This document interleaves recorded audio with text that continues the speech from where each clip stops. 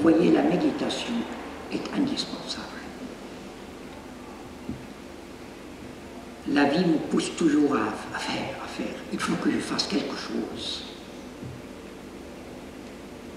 Je m'assois pour méditer et quand je sonne le gong après, ouf, enfin, je vais arrêter maintenant.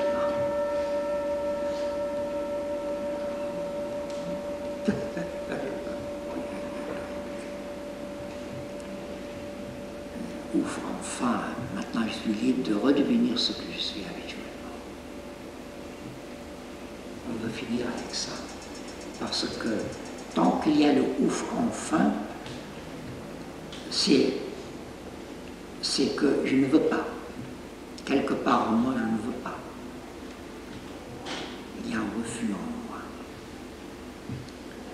Il faut que le ouf enfin se transforme à « oh, quel dommage !» Il faut qu'il se transforme à « je suis prêt à rester dans ce pause à l'éternité si nécessaire. Je ne veux plus rien d'autre que de rester uni à mon essence divine. Qu'est-ce que je veux de plus à ce moment-là? Nous cherchons tous le bonheur d'une manière ou d'une autre.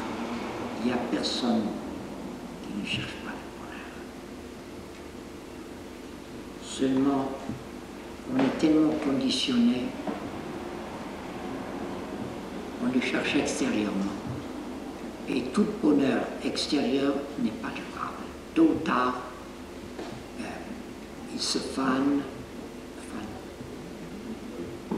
et il n'est plus là. Et puis on recommence de chercher notre bonheur extérieurement. Et tôt ou tard, ça fane. Et à nouveau, on est mécontent. Mais il y a un bonheur qui ne change jamais.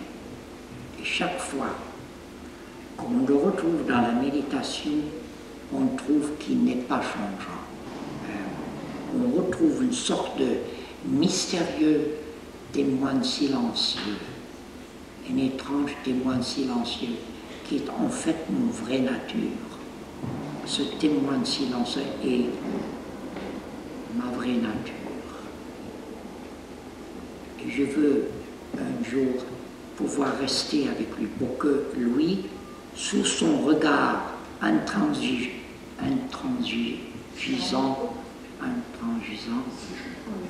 je ne peux plus me manifester comme je fais ordinairement.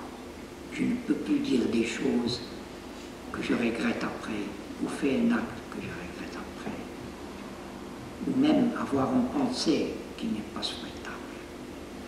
Sur son regard intransigeant. J'ai écrit ça dans un chapitre dans La Voie de la Vigilance intérieure. Je crois que c'est dans le prix de l'illumination peut-être. Et dans La Voie de la Vigilance aussi, j'ai expliqué que notre vraie nature est submergée comme un iceberg.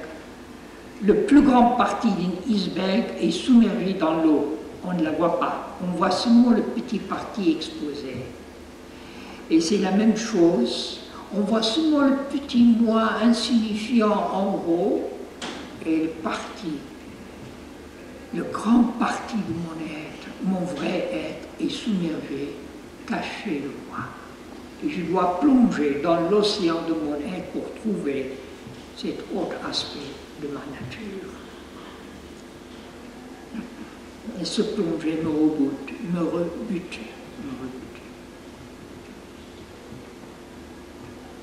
Parce qu'elle implique perdre mon individualité coutumière.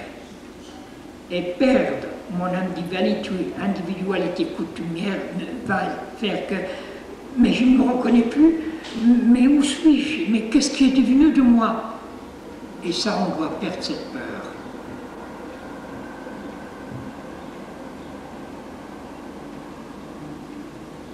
N'est-ce pas, dans le christianisme, on parle de mourir à soi-même, n'est-ce pas? Eh bien, ils ont raison. Ça a un sens profond, mourir à moi-même. Et combien c'est dur d'accepter la perte de mon individualité ordinaire. Ce qu'on ne voit pas au commencement, que cette perte fait que je découvre quelque chose d'immensement plus grand en moi, de quelque chose qui m'attendait depuis toujours, d'ailleurs qui m'appelle toujours, mais je ne l'entends pas. Je n'entends pas sa voix.